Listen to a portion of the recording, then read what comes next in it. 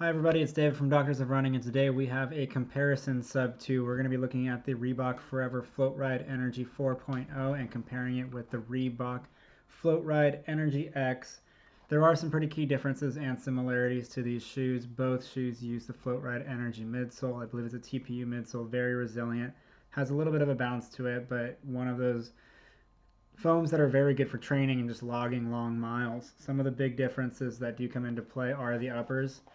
With the Float Ride Energy 4.0, you're looking at a textile upper. It's a little bit more flexible to it. It does hold relatively well, but it has just a little bit more crinkliness to it. The Flex Weave upper in the Float Ride Energy X.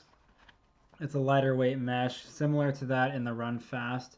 It has a couple of strategic points throughout it to just help it lock down and hold its structure. That is noticeable throughout as long as you lock it down. They're only in whole sizes, so I'm actually a half size up, so I did have to heel lock it, but that's okay. Big specs, we're looking at 9.1 ounces in the Float Ride Energy X, 8.4 ounces in the Float Ride Energy 4.0.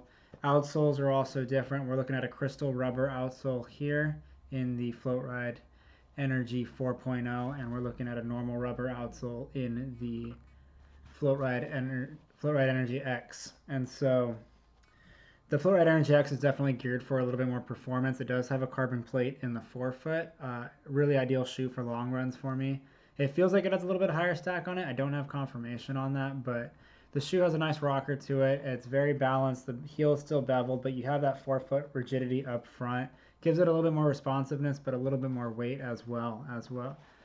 The Forever Float Ride Energy 4.0, however, does feel a little bit more like a traditional trainer.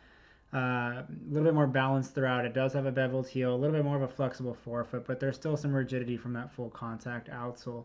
If you're looking for a more balanced, neutral, just nice daily training ride, the Forever Float Ride Energy 4.0 certainly provides that.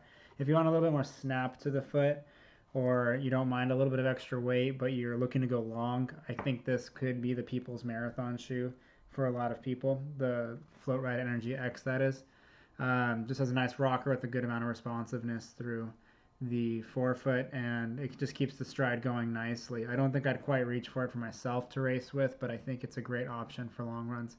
So that's the two shoes here. I obviously went north of 2 minutes, but we're still going to be sub 3. So we've got the comparison video between the Float Ride Energy X, Float Ride Forever Energy, Float Ride Energy 4.0. So that's the video. Check us out at doctorsofrunning.com.